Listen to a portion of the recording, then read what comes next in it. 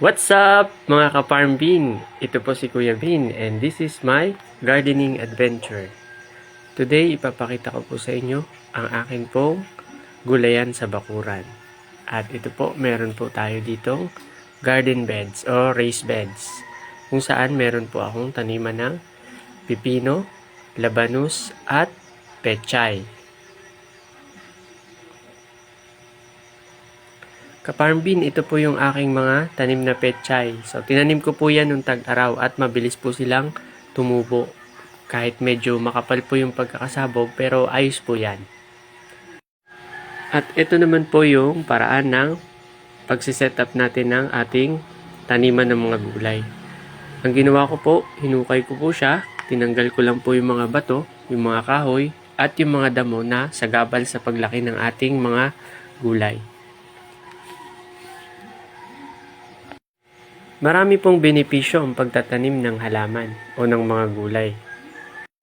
Unang-una, nakakatanggal ng stress, nakakaganda ng ating mga bakuran at hindi mo na kailangang bumili ng mga gulay sa palengke. Kaya mababawasan ang atin pong mga bilihin. Ang setup po ng aking garden ay organic gardening, kung saan wala pong inorganic na pesticide, insecticide at abono ang gagamitin sa aking pong mga pananim.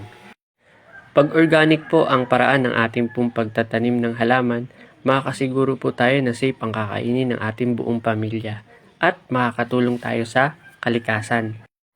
Pag hindi po tayo gumamit ng chemical, hindi po mamamatay yung mga beneficial bacteria na nakakatulong sa pagpapataba ng lupa.